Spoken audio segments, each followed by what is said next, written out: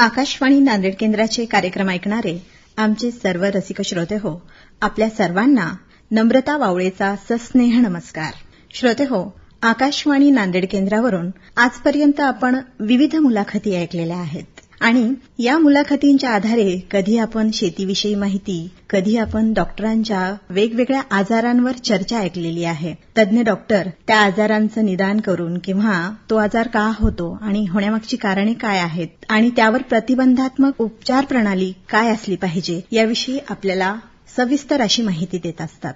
तर श्रोते हो, आजही त्याच पद्धतीनं आकाशवाणीच्या स्टुडिओमध्ये पॅरालिसिस म्हणजेच पक्षाघात, मेंदूशी निगडीत असलेले हे आजार किंवा मेंदूमधील रक्तवाहिन्यांचा आजार म्हणजेच पॅरालिसिस आणि पॅरालिसिस का होतो, त्याची कारणे काय असतात आणि जर झालाच तर त्यावर प्रतिबंधात्मक उपचार प्रणाली काय असली पाहिजे, या आणि अशा अनेक प्रश्नांची उकल करण्यासाठी आज आकाशवाणीच्या स्टुडिओमध्ये आम्ही निमंत्रित केलंय मेंदू आणि मणका विकार तज्ञ डॉक्टर संदीप तुकारामजी गोरे यांना. तर आपल्या सर्वांच्या वतीनं मी डॉक्टरांचं आजच्या कार्यक्रमामध्ये मनपूर्वक स्वागत करते. नमस्कार डॉक्टर. नमस्कार. नमस्कार डॉक्टर, मगाशी मी म्हणाले की पॅरालिसिस या आजारावर आपण आज चर्चा करणार आहोत किंवा या आजाराविषयी खूप सारा माहितीचा भांडार आपण आमच्या श्रोत्यांना देणार आहात. तर मला हा पहिलाच प्रश्न विचारायचा आहे की पॅरालिसिस म्हणजे नेमकं काय? नमस्कार. पॅरालिसिस म्हणजे आम्ही त्यांना इंग्रजी भाषेमध्ये आम्ही स्ट्रोक म्हणू. स्ट्रोक म्हणजे काय? मेंदूमधील रक्तवाहिन्यांचा आजार, म्हणजे रक्तपुरवठा, मेंदूमधील रक्तपुरवठा बंद पडणे. त्यामुळे काय होतं, मेंदूची पेशींची कार्यक्षमता कमी होते आणि त्यामुळे विविध प्रकारची लक्षणं आढळतात. आता हा जो स्ट्रोक जो आजार आहे याला फार, हा इंग्रजी शब्द आहे, हा खूप जणांना माहिती नाहीये. तर त्याला आपण सामान्य भाषेमध्ये आम्ही पक्षाघात म्हणू किंवा ढोबळमानाने त्याला पॅरालिसिस म्हणू.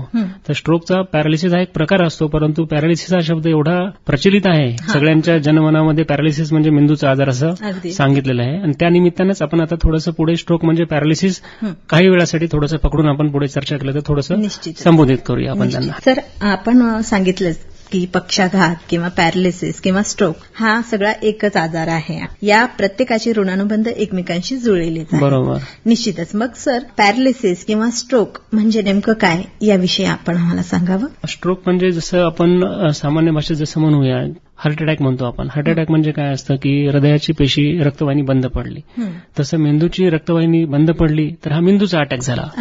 तर हा साधारण दोन प्रकारचा असतो, म्हणजे एक म्हणजे इस्केमिक स्ट्रोक आणि दुसरा म्हणजे हेमोरेजिक स्ट्रोक. थोडंसं समजायला अवघड होईल, परंतु सामान्य भाषेत अ आणि ब म्हणूया. अ प्रकार जो आजार असतो त्याच्यामध्ये जसं हार्ट अटॅक सारखा असतो की हृदयाची रक्तवाहिनी बंद पडते, तसं मेंदूची रक्तवाहिनी बंद पडली तर मेंदूच्या पेशींना रक्तच भेटणार नाही आणि त्यामुळे त्या मेंदूच्या पेशींचं काम कमी होईल आणि त्यानुसार लक्षणं येतात. दुसरा प्रकार म्हणजे ब प्रकार जे म्हणू, तो हिमोरेजिक स्ट्रोक म्हणू. म्हणजे काय? ब्लड प्रेशर वाढलं, रक्तदाब वाढल्यामुळे मेंदूच्या रक्तवाहिनीवर ताण पडतो आणि रक्तवाहिनी फुटून होते आणि ब्रेन हिमोरेज होतो. ब्रेन हिमोरेज म्हणजे रक्तस्राव होतो मेंदूमध्ये आणि त्यामुळे मेंदूचा रक्तस्राव झाल्यामुळे मेंदूच्या पेशींना रक्त पाहिजे तसं भेटत नाही आणि त्यामुळे मेंदूच्या पेशी खराब होतात आणि त्यामुळे पण लक्षणं आढळतात. या दोन्ही प्रकाराला आपण एकत्रित म्हणलं तर पॅरालिसिस म्हणतो आपण. अच्छा. म्हणजे प्रामुख्याने जर आपण विचार केला तर याची जी आता आपण सांगितलेली लक्षणं होती, याची प्रकार होते आणि ते प्रकार आपल्याला कळायला कशा पद्धतीने याची लक्षणं दिसून येतात बरं डॉक्टर? आता ऍक्च्युली कसं असतं की स्ट्रोक आणि पॅरालिसिस जे शब्द त्याच्यामध्ये जो होतो त्यामध्ये प्रामुख्याने लक्षणं म्हणजे सर्वप्रथम डोके दुखणे. आता डोके दुखणे हा खूप मोठा विषय आहे आणि म्हणजे सर्वसामान्यांना हा आजार असतोच. इव्हन आम्हाला पण बऱ्याच वेळेस डोकं दुखतं, स्ट्रेसफुल कधी झालं, ताण आला, कामाचा ताण असेल तर डोकं दुखणं हे एक प्रकारचं लक्षण आहे, परंतु त्या डोकं दुखण्याला आपल्याला तेवढंच हलक्यामध्ये घेता येणार नाही. कधी कधी आपल्याला ते गोष्ट त्रास देणार, त्यामुळे प्रत्येक डोकेदुखी हे हलक्यामध्ये घेऊन आपण थोडंफार गोळ्या घेतल्या असं नाही करता येईल. त्यासोबत सोबत हातापायाला जडपणा येणं, हातापायाला मुंग्या येणं किंवा तोंड वाकडे होणं, बोलताना त्रास होणं, बोबडी वळणं जसं म्हणतो आपण, किंवा दृष्टी कमी होणे किंवा चालताना तोल जातो. म्हणजे साधारण आपण पंचेंद्रिय जे म्हणतो आपले डोळे, कान, नाक, त्वचा आणि जीभ या सगळ्यांमध्ये किंवा हातापायांमध्ये कुठं काही गडबड वाटली आणि ही गडबड अशी अचानक वाटली तर ते अचानक वाटणं हे पॅरालिसिसचं प्रामुख्याने लक्षण आहे. अचानक वाटली तर डेफिनेटली तशा वेळेस आपल्याला त्वरित डॉक्टरांचा सल्ला घेणं अपेक्षित असतं. अगदी. यस. आणि सर, आता ही लक्षणे आपण दिसल्याबरोबरच डॉक्टरांचा सल्ला घेणं किंवा त्वरित हॉस्पिटलाइज होणं फार गरजेचं आहे असं आपण म्हणत आहात. पण डॉक्टर, याची कारणे काय असतात याविषयी सांगा. कारणे म्हणजे प्रामुख्याने हा जो आजार आहे पॅरालिसिस हा वयाच्या 40 नंतर सहसा जास्त प्रमाणात आढळतो. परंतु 40च्या आत पण काही व्यक्तींना, म्हणजे ज्यांना मधुमेह खूप जास्त आहे, रक्तदाबाचा आजार आहे, किंवा आयुष्यामध्ये थोडंसं ताणतणावाची लाईफस्टाईल आहे, किंवा काही प्रेग्नन्सी जसं आपण गरोदर मातेमध्ये पण म्हणतो, त्यांना गर्भावस्था ही एक प्रकारचं शरीराला, मातेला एक प्रकारचा स्ट्रेसफुल गोष्ट असते. कारण बाळ आपलं वाढत असतं पोटामध्ये आणि पेशंटच्या, मातेच्या शरीरावर विपरीत परिणाम होत असतात. त्यामुळे पण ब्लड प्रेशर वाढू शकतं. आणि दुसरे म्हणजे आपले वाईट सवयी जे असतात, म्हणजे बरेच जण धूम्रपान करतात किंवा मद्यपान करतात, आणि या सगळ्यांचं आपल्या दैनंदिन दिनचर्येमध्ये जर ताणतणाव होत असेल किंवा दिनचर्या आपली डिस्टर्ब होत असेल, तर ते कारणीभूत ठरतं सगळे स्ट्रोक येण्यासाठी किंवा पॅरालिसिस होण्यासाठी. अशा गोष्टी खूप कारणीभूत ठरतात. अगदी जसं आता आपण म्हणालात की गर्भावस्थेमध्ये पण हा आजार निर्माण होऊ शकतो, तर याचं मुख्य कारण काय असतं डॉक्टर? मेन म्हणजे शरीराला अपेक्षेपेक्षा जास्त ताण पडला तर शरीर कुठे ना कुठे तसं उत्तर देतं. म्हणजे कधी हार्ट अटॅक होतो, कधी मेंदूचा अटॅक होतो. आता गर्भावस्था ही जी आजार आहे, हा मातेला जे काही 9 महिने बाळाला सांभाळायचं असतं, तर तेव्हा जसं जसं बाळ वाढत जाईल, 1 महिना झाला, 4 महिने झाले, 6 महिने झाले, जशी बाळांची वाढ होत जाईल हातापायांची, अवयवाची, तसं तसं त्या बाळाला मातेकडून एनर्जी, ब्लड प्रवाह जास्त अपेक्षित असतो. आणि आहारामध्ये आपल्या समाजामध्ये किंवा लेडीज खाण्याबद्दल कुपोषण जे म्हणू, खाण्याचं प्रमाण किंवा त्यांचं आहाराचं प्रमाण हे खूप अनियमित आहे. माता म्हणजे आपल्यासाठी बेसिकली खाणार कमी आणि काम करणार जास्त. आणि म्हणजे कुटुंबासाठी ती सगळं काही व्यवस्थित देणार पण स्वतःकडे दुर्लक्ष करणार. त्यामुळे ते इनडायरेक्टली बाळावर पण दुर्लक्ष होतं, आणि बाळावर दुर्लक्ष झालं की बाळ मग आजार करायला प्रवृत्त करतं. बाळ म्हणून बाळ नाही, बेसिकली तो ताण असतो तो बेसिकली. आणि त्या ताणेपोटी मग ब्लड प्रेशर वाढणं, गरोदर मातेला हातापायाला सूज येणं, किंवा त्यांचं फिट्स येणं. फिट्स म्हणजे आपण जसं फेफरे म्हणू तसं आलं की ह्या गोष्टी मेंदूवर ताण पडल्यामुळे मग मेंदूमध्ये पण पक्षाघात होण्याची शक्यता खूप दाट असते. त्याच्यामुळे त्यांना रेग्युलर नियमितपणे फॉलोअप ठेवणं गरजेचं असतं. म्हणूनच गर्भावस्थेमध्ये प्रत्येक स्त्रीने स्वतःची काळजी घेणं आणि तिच्या बाळाचं संगोपन करणं फार गरजेचं असतं. खूप छान. डॉक्टर, स्ट्रोक किंवा पॅरालिसिसचे निदान कसे करायचे? आता लक्षणं हे खूप सामान्य आहेत, परंतु या लक्षणांकडे जर काळजीपूर्वक बघितलं, जसं आपण म्हटलं पंचेंद्रिय असतात, पंचेंद्रियामध्ये कुठेतरी अचानक हा शब्द खूप मोठा आहे. याच्यामध्ये अचानक गडबड झाली म्हणजे कुठेतरी म्हणतो गाडी इंजिन बंद पडलं, तसं अचानक जर गडबड झाली तर तुम्ही त्वरित डॉक्टरांना संपर्क साधावा. डॉक्टरांनी बेसिकली तपासणी करून पेशंटचं सीटी स्कॅन, MRI किंवा काही रक्ताच्या तपासणी असतात किंवा हृदयाची सोनोग्राफी म्हणू आपण, त्या तपासणीनुसार पेशंटचं निदान करतात.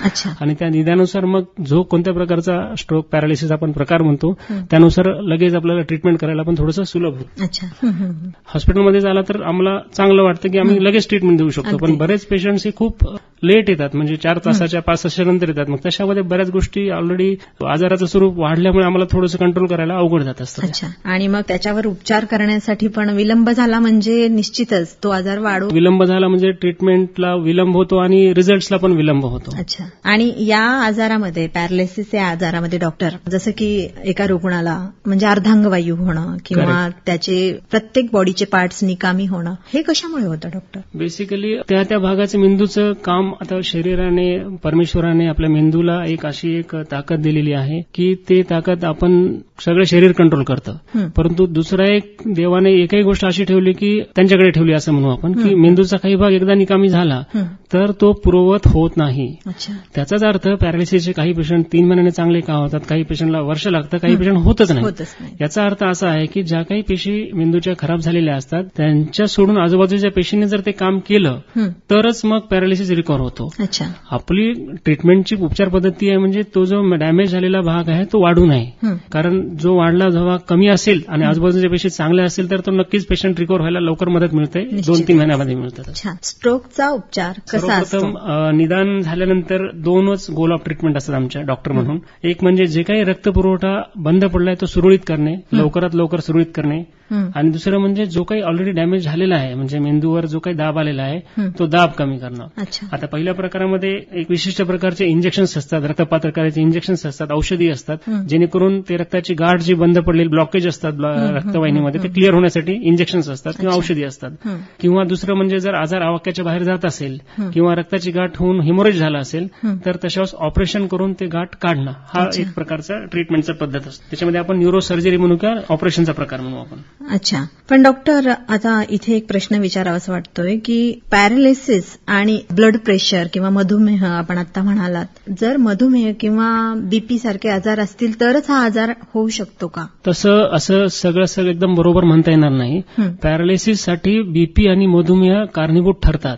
परंतु ज्यांना बीपी आणि मधुमेह नाहीये त्यांना पण पॅरालिसिस होण्याची शक्यता असते. त्याचे प्रामुख्याने कारण म्हणजे ताणतणाव किंवा त्यांच्या वाईट सवयी ह्या प्रकाराचं म्हणून. बरं डॉक्टर, बी फास्ट आणि स्ट्रोक याचा काय संबंध आहे किंवा याची संकल्पना काय आहे? खूप छान आणि महत्वाचा प्रश्न आहे हा. अमेरिकन स्ट्रोक असोसिएशन या संघटनांनी स्ट्रोक म्हणजे पॅरालिसिस जो काही आजार आहे त्याबद्दल काही अत्यंत महत्वाची लक्षणं एकत्रित केलेत.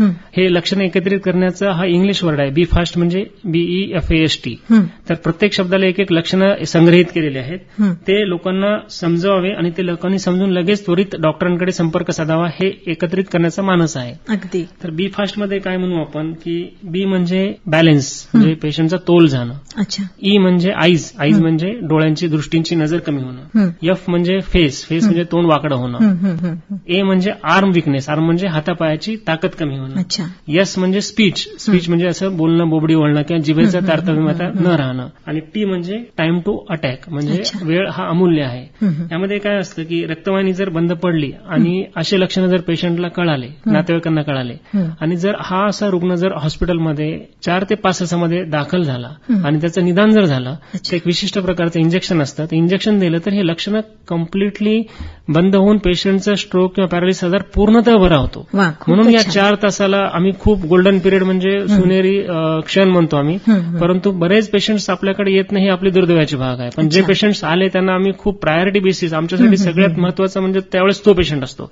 कारण एक सेकंद त्याच्यावेळेस आम्ही महत्वाचं पकडतो. खूप खूप छान. डॉक्टर, स्ट्रोक किंवा पॅरालिसिस आणि न्यूरोसर्जन ह्याचा काय समतोल आहे डॉक्टर? आता दोन याच्यामध्ये ऍज अ MBBS डॉक्टर म्हणून जे काही आता म्हटलो आपण अमेरिकन स्ट्रोक असोसिएशननं इंजेक्शन जे सांगितलं, इंजेक्शनचा प्रकार असतो की असा पेशंट जर आला तर तशा पेशंटचं जर इस्केमिक स्ट्रोक हा प्रकार जो असतो तो जर आढळला तर आम्ही इंजेक्शन देऊन पेशंटची रक्तवाहिनी सुरळीत करण्याचा लवकरात लवकर प्रयत्न करतो. परंतु बरेच पेशंट यामध्ये चांगले होतात, पण काही पेशंट्सला इंजेक्शन दिलं आणि लगेच रिझल्ट आला असं होत नाही. मग तशा पेशंट्समध्ये तो आजाराचं स्वरूप वाढतं किंवा दुसरा काही पॅरालिसिसचा प्रकार म्हणतो ज्यामध्ये ब्रेन हिमोरेज म्हणतो म्हणजे रक्ताची गाठ होऊन मेंदूवर ताण पडला. मग तशा प्रकारामध्ये ऍज अ न्यूरोसर्जन म्हणजे जे काही दुसरा प्रकार म्हणू आपण ऍज अ न्यूरोसर्जन म्हणून आमचा तिथे महत्वाचा रोल पडतो. त्यामध्ये मेंदूची ऑपरेशन करून कवटीचा भाग काढून आम्ही रक्ताची गाठ काढतो आणि मेंदूवरील ताण कमी करून पेशंटच्या एक साधारणतः जसं चांगलं आयुष्य करतील ते आयुष्य चांगलं करण्याचा प्रयत्न करू. वा, खूपच छान. डॉक्टर, तुम्ही एक मेंदू आणि मणका विकार तज्ञ आहात आणि खरं तर पॅरालिसिस या आजारावर तुमच्यापेक्षा जास्त कोणी सांगू शकणार नाही किंवा त्यावर उपचार प्रणाली तुम्ही जे द्याल तीच निश्चित असणार. मग डॉक्टर, आमच्या सगळ्यांना इथे असं ऐकायचंय की असा कोणता एक अनुभव आहे का तुमच्या जतन केलेल्या एखाद्या पेशंटचा की तुम्ही आमच्या सर्वांना सांगू शकाल? तसे बरेचसे पेशंट्स प्रत्येक पेशंट आम्हाला तसं प्रत्येक गोष्ट काही ना काही शिकून जातं.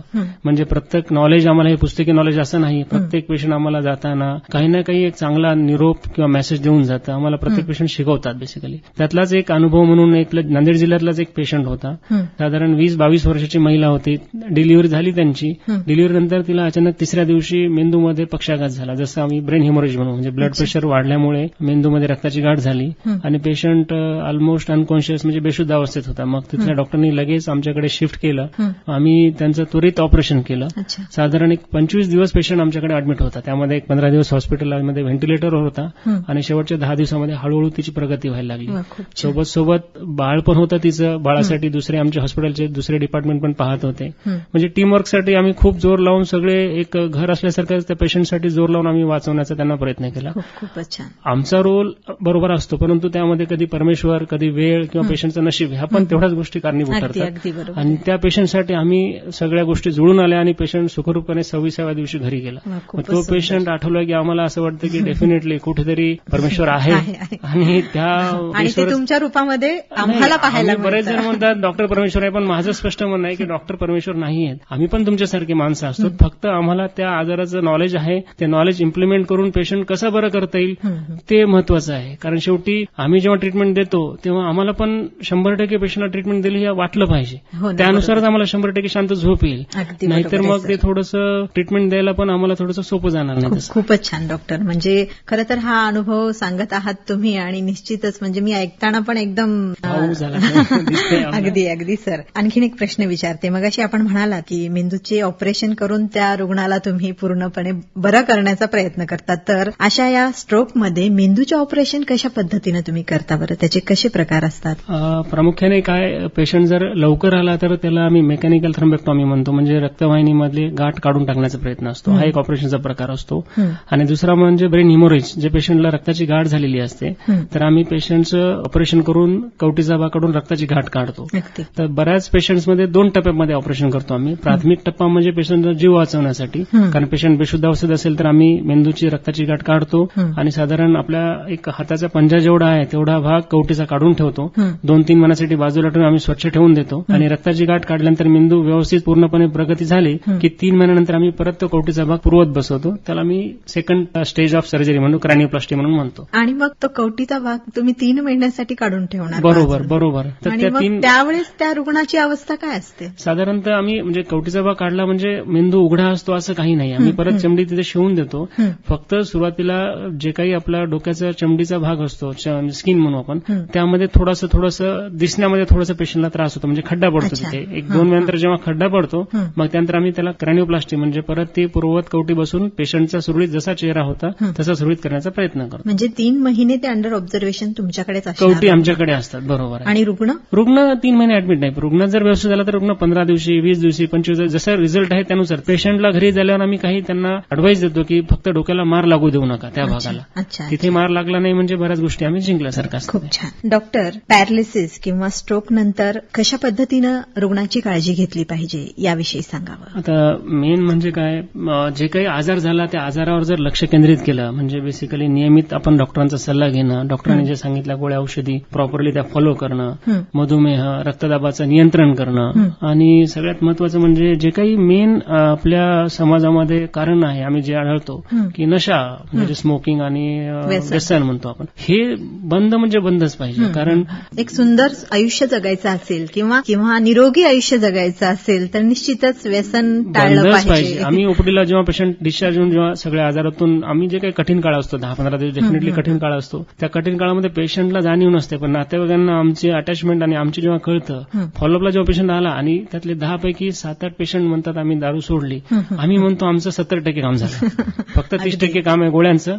कारण तुम्ही जर परत ते सुरू केलं तर परत प्रत्येक वेळेस परमेश्वर यश देत नाही, परमेश्वर वेळ देत नाही. अगदी बरोबर आहे. आणि शेवटचं म्हणजे जेवढं होईल तेवढं तणावविरहित जीवन जगण्याचा प्रयत्न करणं हा त्यामागचा एक निश्चितच घ्यायची काळजी आहे. डॉक्टर, पॅरालिसिस किंवा स्ट्रोक किंवा पक्षघात याविषयी इतकी सुंदर माहिती आपण देत आहात. निश्चितच सगळ्या श्रोत्यांचं समाधान होतच आहे. आणि पॅरालिसिस विषयी जनजागृती करणारा आपला हा कार्यक्रम निश्चितच श्रोत्यांच्या मनापर्यंत पोहोचलेलाच आहे आणि त्यांनी आपण सांगलेले सगळे नियम निश्चितच पाळणारच आहेत याचा आशेवर. डॉक्टर, वेळेच्या अभावी आपल्याला इथे थांबावं लागणार आहे, पण जाता जाता तुमचा आमूलाग्र संदेश आमच्या असंख्य श्रोत्यांसाठी काय असेल? ऍज अ डॉक्टर किंवा न्यूरोसर्जन म्हणून माझा सगळ्या श्रोत्यांना अशी विनंती आहे की मी 3-4 गोष्टी सांगू इच्छितो.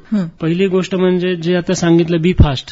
बी फास्ट म्हणजे जे 4-5 लक्षणं आहेत आपले पंचेंद्रिय जे गडबड होतात, ते लक्षणं जर अचानक बंद पडले, म्हणजे ते लक्षणं अचानक दिसायला लागले, तर तेव्हा तुम्ही त्वरित जेवढं लवकर होईल तेवढं आजूबाजूच्या कोणत्या तरी डॉक्टरकडे जाऊन तुम्ही सल्ला घेणं गरजेचं आहे. अगदी बरोबर. कारण 1-2 सेकंदमध्ये 10,000 पेशी निकामी होतात आणि तेव्हा रिकव्हर करायला अवघड होतं. दुसरं म्हणजे वाईट सवयी कृपा करून चालूच करू नका, किंवा ज्यांनी चालू केली त्यांनी बंद करा, कारण त्यामध्ये खूप मोठा हा आजार होण्यासाठी कारणीभूत ठरतो.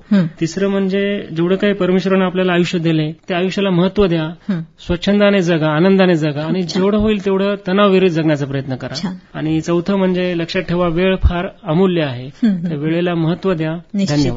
धन्यवाद. निश्चितच डॉक्टर, वेळेला प्रत्येकाने महत्व दिलं पाहिजे, वेळेनुसार आपले काम केले पाहिजे. मेंदू आणि मनका विकार तज्ञ डॉक्टर संदीप तुकारामजी गोरे, आपण आमच्या विनंतीला मान ठेवून आकाशवाणीच्या स्टुडिओमध्ये आलात आणि पॅरालिसिस, पक्षाघात किंवा स्ट्रोक याविषयी इतकी सुंदर माहिती आम्हा सर्वांना दिली, त्याबद्दल आकाशवाणीच्या संपूर्ण टीमतर्फे मी नम्रता वावळे आपले ऋण व्यक्त करते. धन्यवाद. नमस्कार. धन्यवाद.